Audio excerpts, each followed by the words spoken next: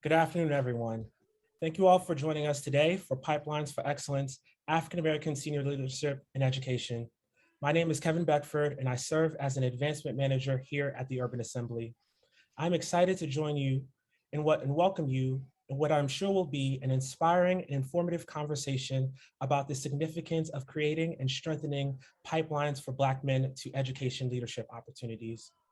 Before we begin the conversation, I would like to share a little bit about the Urban Assembly and introduce our moderator and CEO, David Adams.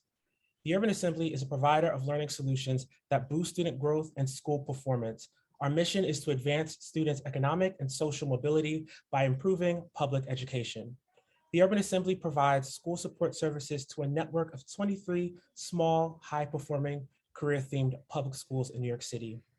Our model of support targets 4 key areas: academics, leadership, social and emotional learning, and post-secondary readiness, in addition to post-secondary success for alumni.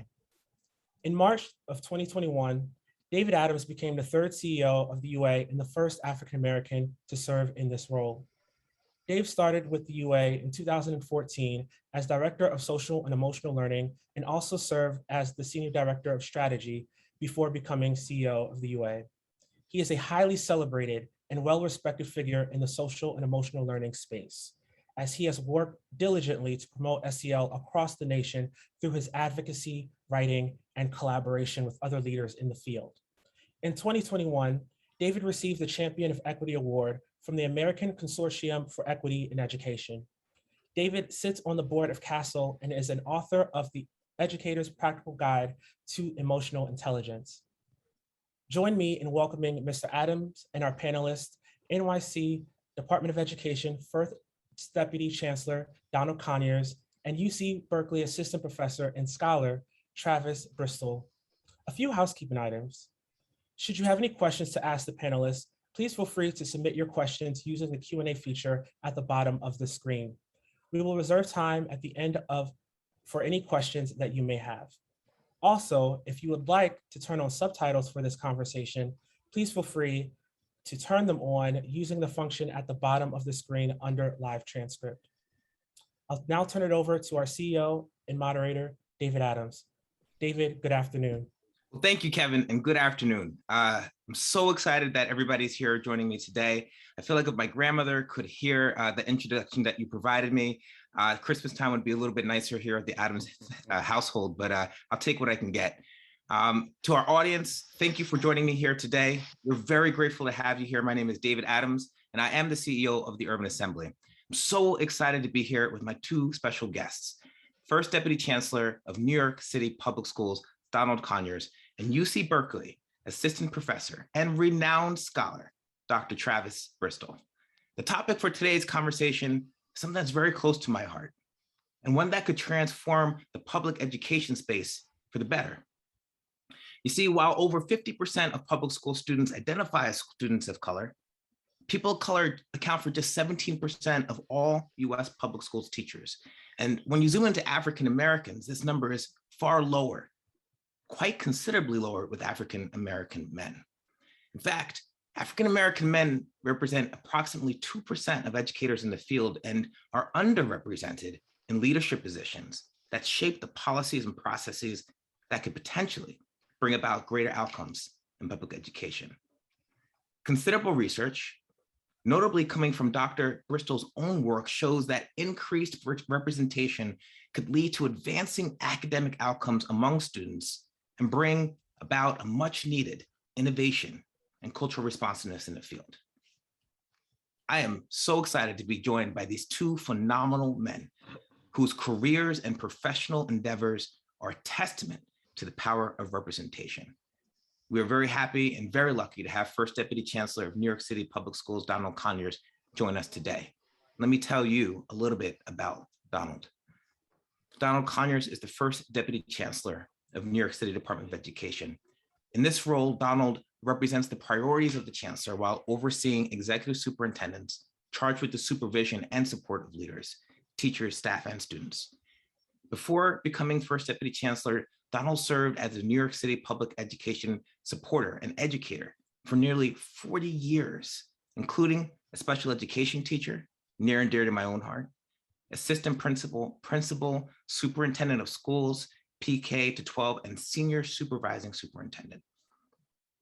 During his time as First Deputy Chancellor, he has managed the principal tenure and evaluation systems, the principal installation processes, superintendent and deputy superintendent induction and professional learning, as well as the Office of Leadership, School Workflow and Management. Please join me in welcoming First Deputy Chancellor Donald Conyers. Donald, welcome. Thank you so much for having me today, and welcome to everyone. Thank you. Now, we're also incredibly fortunate to have a dynamic scholar and professor, Dr. Travis Bristol, join us here today. Dr. Travis J. Bristol is an assistant professor at the University of California, Berkeley's Graduate School of Education. And Dr. Bristol's research is situated at the intersection between educational policy and teacher education as he explores the role of educational policies in shaping the teacher workplace experience and retention. He's currently co-editing the Handbook of Research on Teachers of Color and Indigenous Teachers alongside Conrad Gist, and will be published by the American Educational Research Association under that same title. Dr. Bristol recently was named the chair of the National Board for Professional Teaching Standards and the California Department of Education's Diversity Advisory Group. He's a former student in New York City Public Schools, and he taught at Manhattan Hunter Science High School from 2004 to 2007 before he joined us for some time at the Urban Assembly School for Law and Justice as an English teacher. Please join me in welcoming Dr. Travis Bristol to this conversation. Great to be here, Dave. Thank you. Thank you, Doctor. All right, now that we know who is here, now that we have a sense of the conversation that we are having today, let me start with you, Donald. Throughout your career, you've gone the extra mile. We talked a little bit about getting home to your honey-do list and giving something back to your wife, but you've done the extra certifications. You've done everything that needed to be done. It's tough to be more than all the time, but you've made it an ethos of who you are and how you succeeded. Tell me what your example represents to others who want to achieve in education, particularly Black males. Well, thank you. And thank you for the opportunity to share. It is true that I've done a lot and I've tried to do a lot. And I think this example will represent different things to different people. Some of the younger sect that I fellowship with and commune with see it as a burden and an unhealthy pursuit because it's an imbalance in terms of the input in terms of all different things, education, life, recreation. So I've poured into and I've gone deeper than most people want to. So it's a burden for some. Others see it as a notable calling that seeks nothing more than getting the work done well. And that's the track that I've been on. Others may see it as a way to climb the ladder, that professional ladder. And others see it as a great opportunity to reshape the contour of education, such as Travis at Dr. Bristol. And others may see it as a chance to just open the door and ensure that the mirror and the windows that we speak about are both clean and acknowledged in service of better education systems. So it depends upon your view and your perspective, but it certainly is something that I feel it's an important opportunity for others to see and project and see themselves in that space. And let's stick with this a little longer, Donald. I mean, you've had this inspiring career. You've done everything from special education teacher to principal to becoming the first deputy chancellor. And you've done it through that work ethic. So let's come up with the understanding for our audience around what your career has looked like and how you've come to become the first deputy chancellor of the country's largest public school district. Well, thank you. Well, the career and it's a journey, and it's a continual journey. But it began with my family values and a strong belief system, which really saw education as it's like something you can't negotiate with. It's imperative. I was driven by poverty. I always wanted to make sure that I could never be in a position, or didn't have to be in a position where I could not gain because I didn't have the means, whether it be socioeconomic status, whether it be knowledge, whatever it is. I didn't want to be bankrupt in that area. I always had, from the church and my family, a sense of service. So service is really important to me and always has been.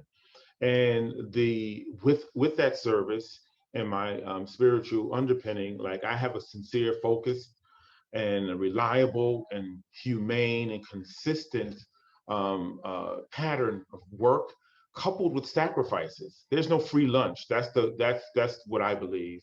And then I've been enveloped by a support circle from the time that I was a teacher all the way through, and even today as First Deputy Chancellor.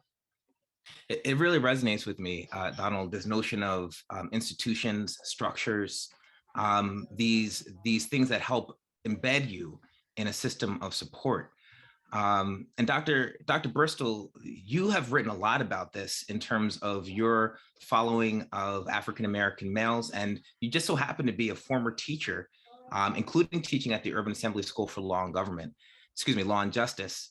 And you've really focused on what it means to create district and school-based practices that can support teachers of color. Like Donald moved through the spaces from teacher to administrator to the First Deputy Chancellor. Travis, can you tell us, Dr. Bristol, can you tell me a little bit about your first journey through your education and your research as it correlates to supporting African-American men in their educational journey? Yeah, thank you for that, Dave. I always start by just briefly talking about my experience in elementary school. So I was born and raised in New York City, grew up in East New York, Brooklyn. For those of you who are on the call may have some sense around East New York, Brooklyn. I call it home. It's one of the few places in Brooklyn that feels like how it did when I was growing up in the 80s. In East New York, Brooklyn, I went to what I would call an Afrocentric school. It was a private religious school. It's still there, across the street from PS 13, for those of you who know New York City. And in this school, all of my teachers were Black. The administrators were Black. It was at this school in the first grade that I remember learning about Crispus Attucks. It was at this school, I'm dating myself here, right? I remember writing letters to the South African government to free Nelson Mandela. This was my experience as a student in New York City. And then I transitioned to a public school because times are hard. I was raised by a single mother, and so private school became expensive. And it was the first time that I heard that Christopher Columbus discovered America. My schooling experience became violently Eurocentric. And so when I think back about my own sort of career and some of the professional success I had, it was really those early seeds planted at this school where I had, in many ways, Black teachers and learned and had a really positive sense of my racial identity that has helped me navigate institutions that have been vitally Eurocentric and at their core anti-Black. So lots of my research has been trying to understand beyond efforts to recruit Black men into the profession, which are important and necessary, what are the conditions needed to keep them, to support them, to allow them to thrive? Because many people want to bring Black men in, but don't want to create the conditions to help them become and rise to the ranks like Donald, right? And so that doesn't happen overnight. That happens by ideally institutional supports. And so that you don't just have one Donald, you have many more. And creating these institutional structures in the city is what some of my research has tried to understand and to illuminate. If I could come back to you, Donald, thank you for that, Dr. Bristol. There is this tension here about the work that you did, how you elevated yourself to these spaces and the institutional contexts that would produce many more Donalds, right? We know that there are many more Donalds out there. You and I talked that there's this idea that you are not unique in your talents, but you are unique in your deployment of those talents in service of your goals in life. Tell me a little bit more about this tension between who you are as Donald Conyers and how you come to the space, and some of the things Dr. Bristol is talking about in terms of the institutional supports that need to be in place for many more Donalds to be here. There's in fact a real tension, and as we move more into of accepting and fully understanding CRSC, DEI work, and understanding the representation that is critical. So when Dr. Bristol was talking about having Black educators in his private school, well, I went through public school for all the years, and I did not have one Black male teacher, not one Black female teacher. There were so few of them in the schools.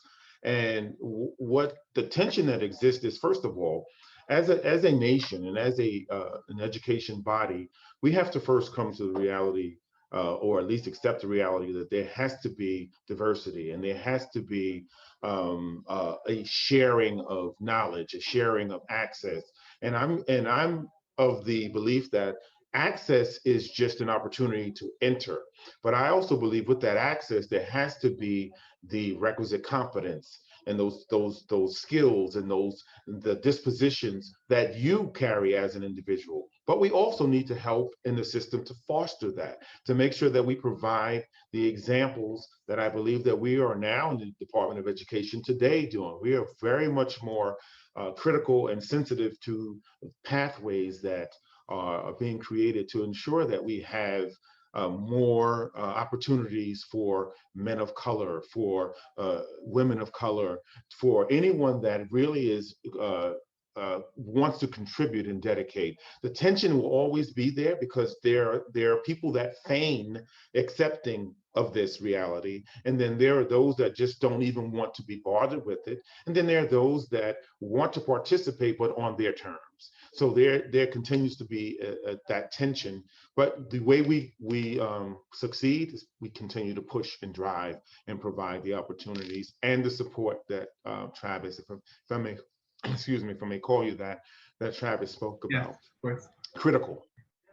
Yeah. It is critical, and Donald, I think as I reflect on the things that you're talking about, it's this opportunity and talent, right? Developing the space so that when you're called upon, you're ready to go, but also calling upon the system to identify the systemic opportunities that may not be granted, that are reflected in what you talked about, right? The fact that Dr. Bristol said that he had an education full of Black men and women, and you did not. And I can recall, as a matter of fact, on my one hand, the Black men who taught me, and I met Mr. Wyckoff, shout out, at an elementary school. He was the gym teacher, but I recall him specifically because of who he is and that role that he played in my understanding of what it means to be educated. So let me go back to you, Dr. Bristol, because I think this speaks about the system and the individual. And one of your papers is titled "To Be Alone or in a Group: An Exploration of School-Based Experiences and How They Differ for Black Males Across One Urban District." And as a qualitative researcher, you survey the experience of 86 African-American male teachers. And your finding was that the loners, the only Black male teacher, had a significantly different experience than the settings where there were 4 or more Black male teachers. There were different certification pathways, had greater influence in terms of different racial groups. Can you tell me a little bit more about that paper and what it means to be the only Black male in a setting? And should some of our folks in the audience find themselves, what advice would you give them in terms of the research that you've done in that context? Yeah, thank you. Thank you for sharing that. And like any good researcher, I'll try to be quick. So what I found in that paper, and I want to talk about a second paper which actually builds on that. So what I found in that paper was that that if you were the only Black male teacher at your school, you had very different school-based experiences than schools that had many more Black male teachers, which you pointed out. You were more likely to feel isolated and alone if you were the only Black male teacher. You were more likely to say that you believed that people feared you. Those schools also had many more white teachers, many more white students. a subsequent paper, and I'll put that in the link, was that I followed up to see, well, did that change if you stayed in your school or if you left your school? And what I found was that Black men who were the only Black men in their school, they actually stayed. And they stayed because, quote unquote, the working conditions in those schools were better. They, as Black men, they could come to expect race and racism. Schools that had many more Black male teachers tended to be schools that were led by a Black principal. Schools that were turnaround schools. This was a school district in Boston. So the school district, in their attempt to improve learning outcomes for Black and brown children, concentrated Black men in the most challenging schools. And like the Hebrew of old, expected them to make bricks without straw, expected them to do most with the least. And these Black men said, I can't do this. I love my job, but I don't have the tools and resources to do it. Am I frozen? And so so schools that had many more Black male teachers, those were the schools in which Black men left. Schools that had small number, those schools had smaller class sizes. And those teachers said, yes, racism exists, but at least I can close my door and teach children in ways that are important to me. And if I recall, Dr. Bristol, this finding is not specific to Black men, but teachers of color in general tend to be concentrated in higher needs school districts, tend to have higher levels of turnover. Yeah. And speaking of the tension that Donald talked about, we want to be in our communities. We want to be in spaces in which our service is returning value back to our community. But there's a tension around what that takes from an educator's perspective and how it's valued in the larger educational system. Exactly. Yeah. This finding is not, while the study looked at Black male teachers, teachers of color more broadly have higher turnover rates than their white peers. Yeah. And Donald, if I can come back to you on this, you and I have had a discussion around these pathways. I call it the dean track, right? How Black male teachers in particular are, and Dr. Bristol talked about feared, but also put into behavioral support tracks. It may not be seen as instructional specialists whose talents can move beyond just what they're doing in terms of rapport building. And we had this conversation about what it means to invest in yourself and what it means to make sure that you know what you're trying to accomplish as a Black male in an education space and making sure you're getting the right experiences and the right mentorship. Can you tell me a little bit in your life about how you organized your experiences so that you were in the right position in the right time with the right credentials to be in the space that you are today? Absolutely. And really inspired by what Travis is speaking about in his research too. And it's bringing back so many feelings and memories for me about things. But in my career, when I was very intentional from the very beginning, I was blessed to have a mother who was a educator, a school teacher. And I also knew that there were opportunities for me if I availed myself of them, if I was persistent enough or nosy enough to stick myself in a particular place. So what I did was, like every other person that's successful, you observe the landscape, you understand what opportunities are there, whether they be there for you or not, but the opportunities that are there. I started as a special education teacher, as you recall. Now, at the time when I started teaching in 1983, the state, because of my studying in college, gave me dual certification, meaning that I was certified to teach special education as well as general education. What I did, knowing that back then a special education supervisor was one of the titles, which is restrictive in nature, I already knew that I didn't want to just be denied the opportunity to become an assistant principal because I did not have the experience, quote unquote, of teaching in general education classes. What I really believe is a special educator is a general educator that has other pedagogical gifts and opportunities to utilize.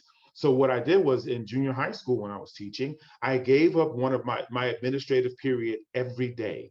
That's a sacrifice. That's a giveaway so that I could teach a 6th grade math class to general education students.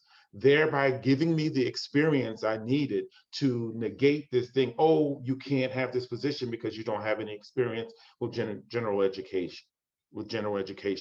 I used that opportunity to broaden my portfolio, if you will, to deepen my understanding of pedagogy, to submit my interaction with students, to be able to chart a path for myself. I didn't know that I wanted to be an assistant principal. In fact, I didn't. It was kind of like I was pulled to be an assistant principal, but I was also readying myself for advancement and elevation by getting the certifications that I needed, by making sure that I was studying and reading. Even as a teacher, I read educational leadership as a teacher, and I wasn't, but it was because I wanted to be ready. And the key for me is sacrifice. You have to give of yourself, and that's really important in planning. Appreciate that, Donald. So Dr. Bristol, let's come back to this experience here. So Donald talked about this notion of really understanding backwards planning, like what he wanted to accomplish in life, what were the steps that he needed to get there. And by all accounts, Donald's an exceptional figure. And so I'm wondering here, like, how do we move from exceptional to typical in terms of the typical pathway is one that produces more Black men in leadership pathways, right?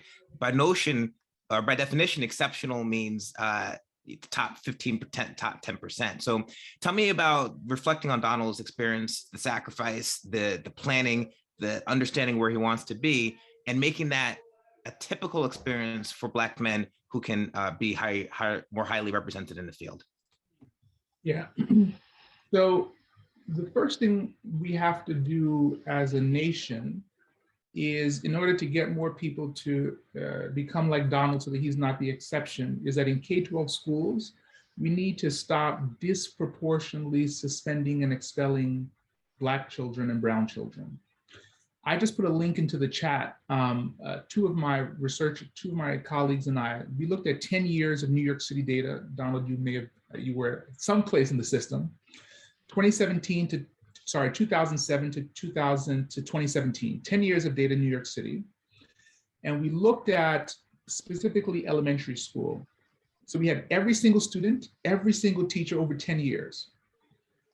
And what we found was that when Black children had a Black teacher, which has already been established, they were less likely to be suspended.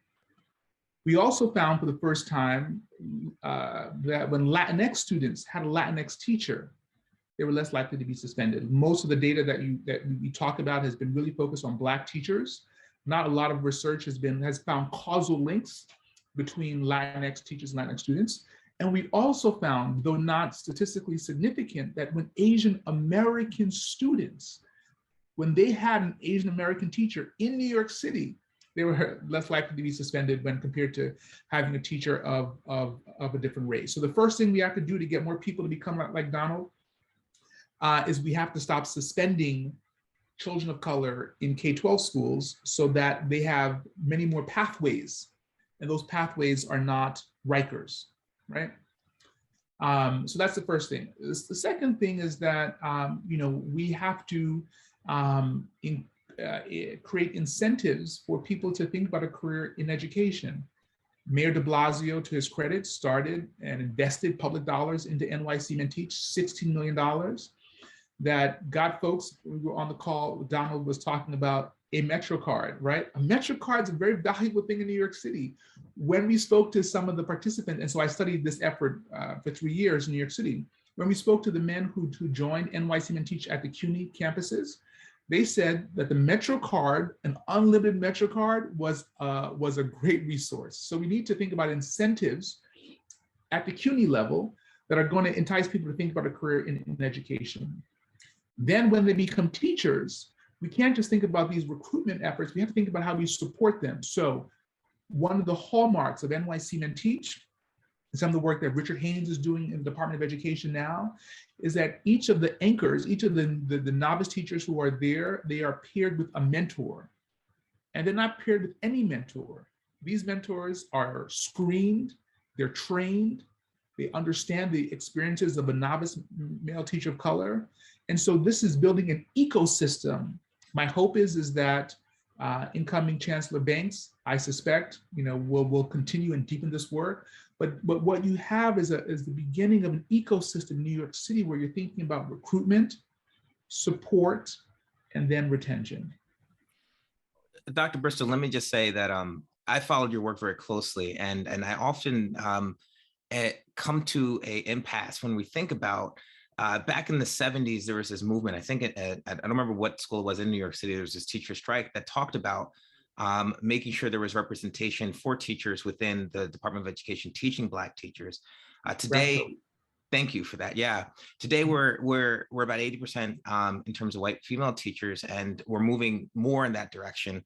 And so what's the end state here? Because I know the research with regards to matching teachers to students, but tell me more about the end state in terms of our public education system and what we should be moving towards in terms of interracial integration and what it means to be in community with each other if these numbers bear out in the continuing future. So tell me more about this racial pairing and what does it mean for what we're trying to do in public education? Yeah, thank you for that, because I don't want to get lost, and I'll drop in this Daily News op-ed that came out today, where we highlight some of this. The goal is not segregation, although New York City is highly segregated, right? I'm not saying that we should have, that we need to necessarily replicate my own experience when I was in New York City in elementary school. But what I am saying is that there is clear evidence that we need to continue to diversify the educator workforce, because the research is saying that children benefit. There's also some research that white students are looking around. This is looking at a study by the Gates Foundation, looking at several school districts, and they surveyed white students, and white students said that they had a preference for having more teachers of color than white teachers, because white students are looking around and they're saying that actually this country is quite diverse. And I'm being told that diversity is a strength, not a weakness. E pluribus, out of many, that I'm told that these things are important. And yet I'm looking around and I'm not seeing it reflected in me, in my school. And I want to be able to compete in a diverse, flat, interconnected world. And the consequence of that, of not having white children interact with more people of color, I would say, is January 6th. Mm-hmm. Well, Donald, I know you had wanted to come in here, and before I jump on the January 6th conversation, let me go to you in terms of your reaction to some of the things Dr. Bristol is talking about with regards to diversification and our teacher workforce and some of the statistics on suspensions. Absolutely.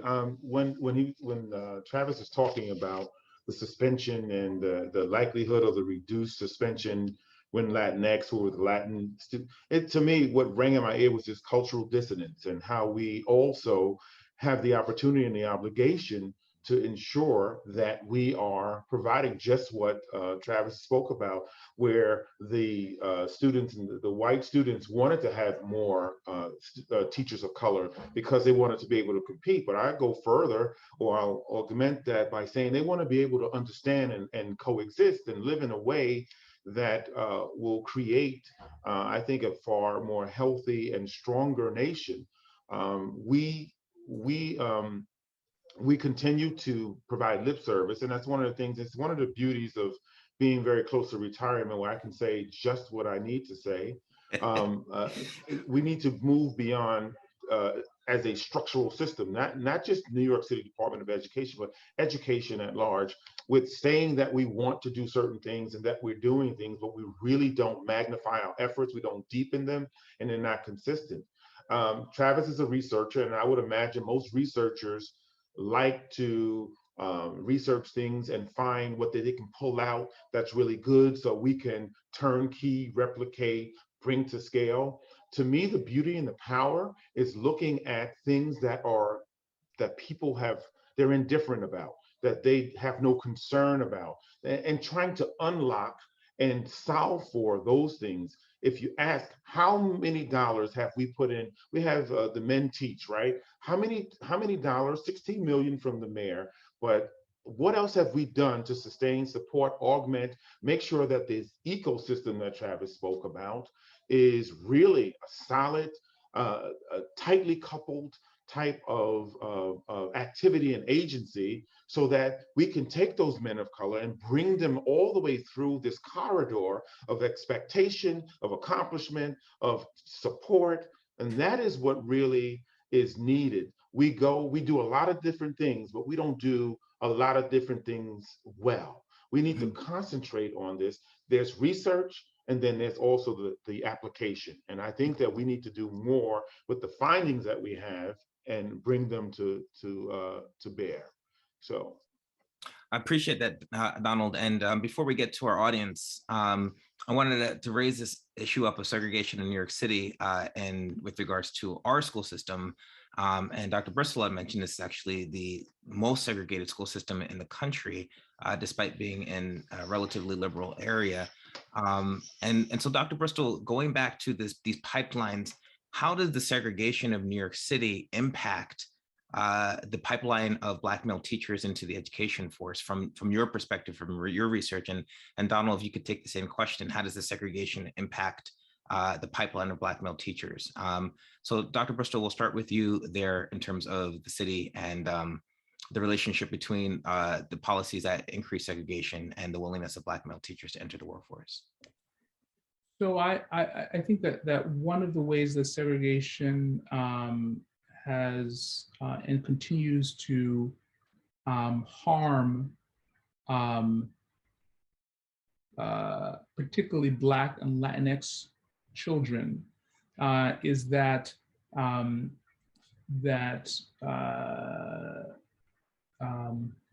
the schools in which they are in do not receive the kinds of resources that their more white affluent peers receive, and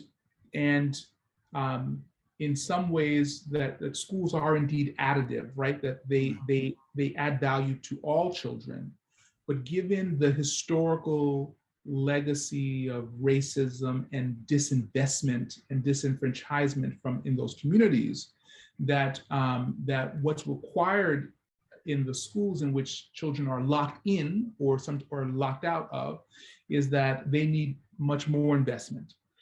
They need smaller class sizes. They need so that they need more types of investment to respond to the historical disinvestment in those communities in which children are locked in. And I know that personally as someone who grew up and lived in East New York, Brooklyn. So yeah, I'll stop. Thank you, Donald. Yeah, and I would add, I agree. I would also add, when you talk about some of the segregation and what are some of the things that impact, I mean, there's a fear on either side of the aisle or either side of the street where if I invest or bring students into a space or a school community that is thriving and going well, will it bring the school down? Will the assets, will the accomplishments of the school be diminished or tainted? And I'm saying we're here to educate. That's the first thing. We're here to educate, and not everyone can educate students that they don't understand. So we are here to understand, to get to know, to pour into. And there's this uncertainty about ensuring that students get what they need. We hear that, and we're fortunate to have all schools get fair student funding, but there needs to be more funds, I think, allocated with more equity in certain places. So if you look at schools that are historically not doing well, we have an obligation as a nation and as a system to turn those schools into schools where they are successful centers. But how do we do that? It has to do with talent distribution, not just pouring dollars in, When we pour dollars into a school, we feel that, oh, we've done our part. No, that's only one part of this puzzle. It is the talent distribution. It is the focus, the mission, the goal setting, the development, the progress monitoring, the communication, the connectivity to the community, the making sure that the leader is supported, sound, stable, able to move and transform. And then we keep our eyes and our arms around these school centers. But what we do is we allocate money and we give progress indicators. We see if we've missed them. So if you have a teacher that can't teach Donald how to read, pouring money in there necessarily is not that's not the only way to, you're not going to solve it that way.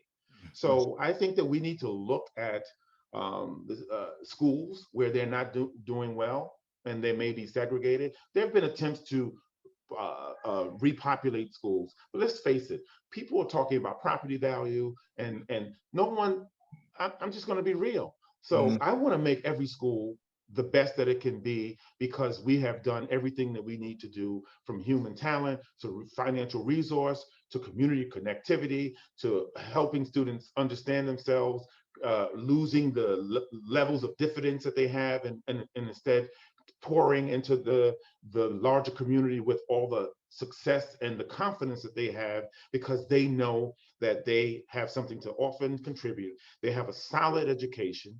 We need to find, how do you say goodbye to teachers that really don't want to be there, that really are not teaching? So that's another challenge. And I don't want to get into labor, but I mean, I'm putting it on the table. We have to make sure that we look at every facet and every element, and then try to support and move to support schools, and then work. If you can't beat segregation, if you can't beat it down, but you can surely make schools the best successful centers, learning centers that they can be. And we're going to switch over, thank you, Donald, to some of the questions, but I just want to elevate some things as we get to some of the questions from the audience. Donald, you talked about some real forces that are arrayed against diversity in education and segregation, property taxes, parent groups, and what does it mean to lift up education, that high quality education for everyone. And Dr. Bristol, you talked about this notion of additive, right?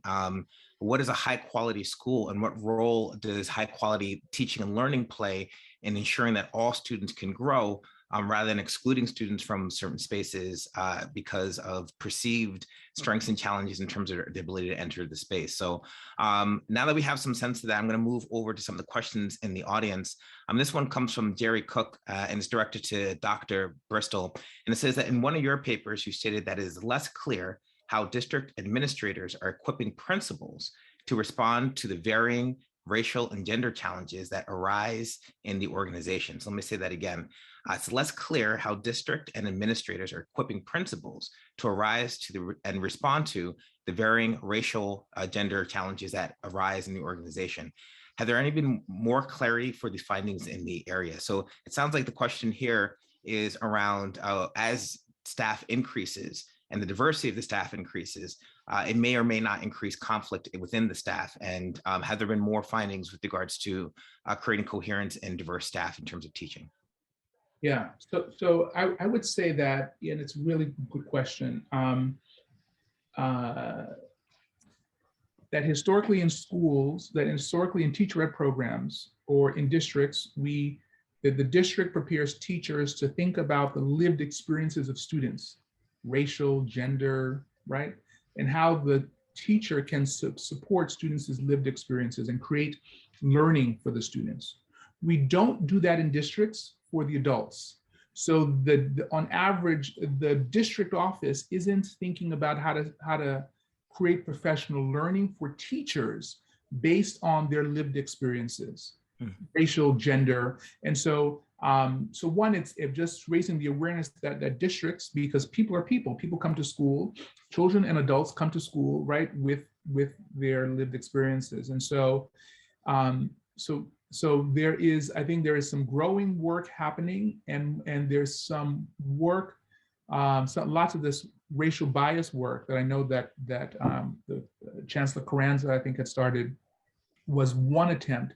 That work needs to be deepened, but that work attempts to help the adults in the building, particularly the principals, understand that you also have to think about the lived experiences of the teachers, like we do the students, to create professional learning for the organization. I appreciate that, Dr. Bristol. And I think going back to your research, right, there is an effect of identity in terms of interactions between teachers or students. And I've always been interested in understanding how to pull the identity out and identify the kinds of behaviors that predict those interactions, right? So what is it about the actual behaviors of Black male teachers and vis-a-vis Black male students that reduce suspensions, higher tolerance for disorder? Like, what are those things that we can replicate? So it's not a question of just who's in the classroom, but what are the people in the classroom doing with regards to professional development? Yeah, I mean, absolutely. I mean, I think in this op-ed, what we say is that what New York City Department of Education, what they should be doing is, yes, it'd be good to get all, to increase the number of folks of color, teachers of color, but that's not a realistic strategy. What the district should be doing is trying to understand what is it that Black teachers, what is it that Latinx teachers, what is it that Asian American teachers are doing in their classrooms? What are the practices that they are doing in their classrooms that could be replicated to their white colleagues? Because it's not that we want white people to turn into Black people, right? That's not going to be the sort of silver bullet. But what we want white teachers to understand is, like students can learn, so too can they learn a set of skills and practices to support the children in their classroom. Mm-hmm. I appreciate that. And as my colleague would say, that's evidence-based. So thank you, Dr. Bristol, for that. The next question comes from Ayodele. So, sorry if I didn't get that right, Harrison. And this is coming to Donald, you and Dr. Bristol. And he says that Black men in education hesitate to engage in teacher leadership roles for several reasons.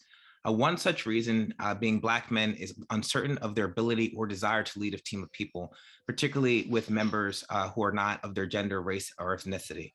How might schools, districts, and networks address this? And then Donald, if I could add that, how have you addressed this in your life in terms of how have you moved through these positions where you have the confidence to say, yes, I'm the man for the job and I'm going to do it well? I'll start with myself, and that actually is a very good question. I start with myself and it goes back for me to my very beginnings where confidence and a belief system from my parents and supports system was inculcated in a way that it propelled me first to have the thirst for achievement, and secondly, to do the work necessary to position myself. Like I said, access just opens the door, right? So my goal has been for many years, once you get into the room, what do you do to stay in the room, to add value to the room, to ensure that you can make understanding of the room and have others understand you?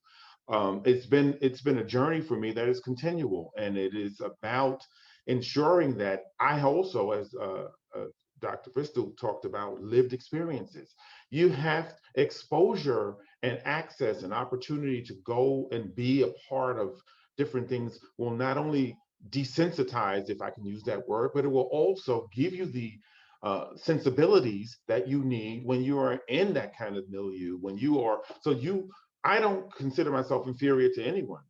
I don't, however, think that I'm superior to anyone. I feel that I have just what I need to get the work done, to get to advance the cause for myself and others.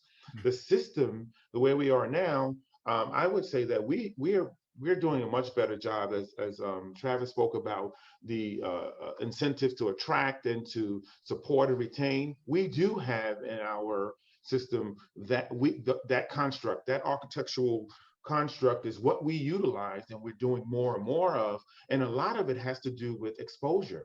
If I were to come back and reinvent myself in this system, I would make sure that every leadership program took the students or the students of this program and put them in different milieus and let them actually live and study and understand what the elevator in Patterson houses, how it smells in the elevator, how the elevator doesn't work, how I need to walk to the 4th floor every day, because what that does is it will give an appreciation, I think, of not just does Donald know how to add, but also can Donald also survive and thrive because given the conditions that he has?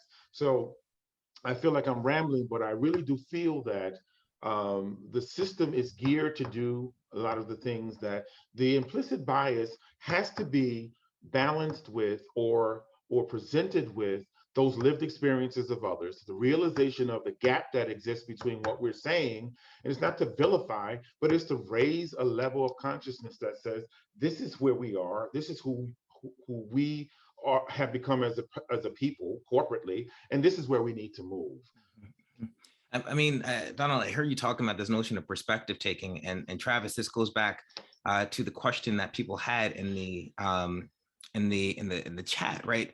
It's how do we create better perspective around students' lived experiences and teachers' lived experiences, and to use your language, Donald, not to vilify but to elevate, so that all of this education, to which it is a common good, right? Which is the goal is to ensure that our young people are graduating college and career and community ready, is the focus. So I just wanted to really elevate that notion of perspective taking and how we create those experiences for teachers and for students that allow us to actually see each other, so that we can learn from each other. And this is going back to Thurgood Marshall: those who don't live with each other or learn with each other are unlikely to learn with each other.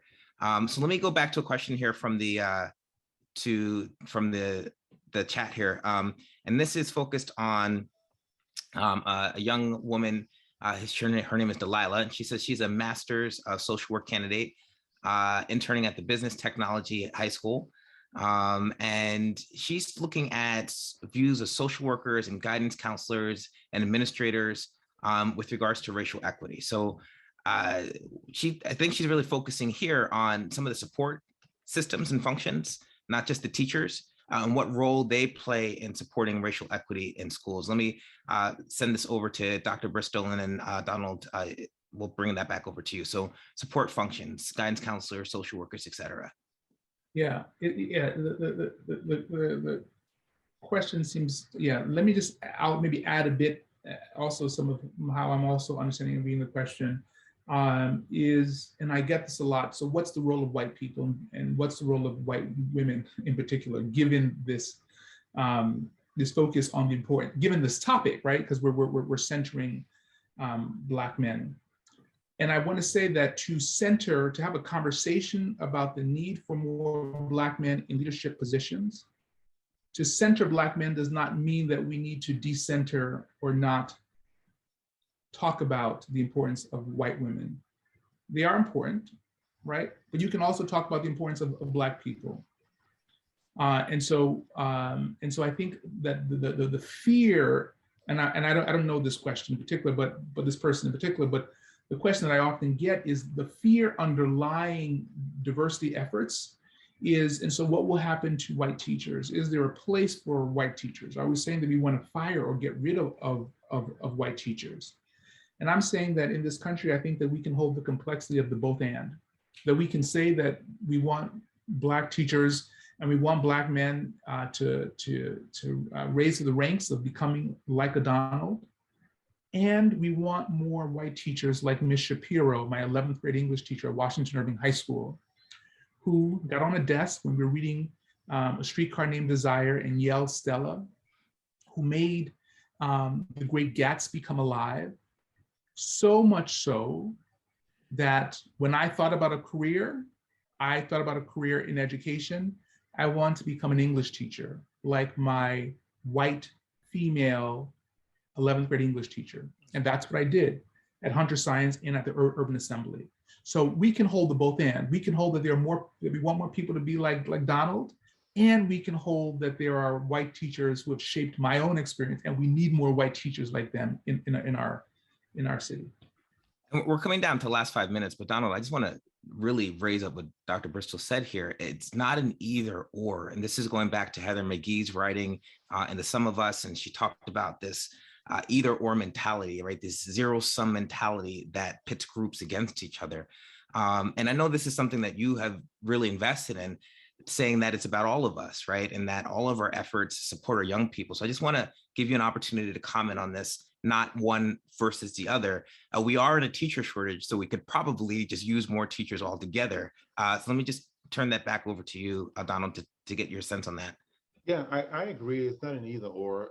I also agree, and I appreciate the fact that there have been many years of the lack of acknowledgement. There have been many years in terms of there could be some actual like women experience the glass ceiling, but there've been many years of that as well. So I have to tell you that it's not an either or, but it's also I want us to be very cognizant of the fact that you know, as Diana Ross said, it's my turn as well. Like I want to be here too. I deserve to be here as well. And I want to just comment quickly.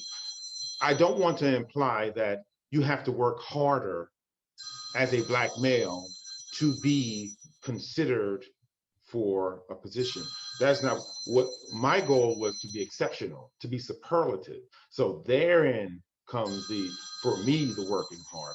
So go back to you. It is both. We don't want, it's not me and negating you, it's us. But and seeing us, I want you to see me and see us and work with us.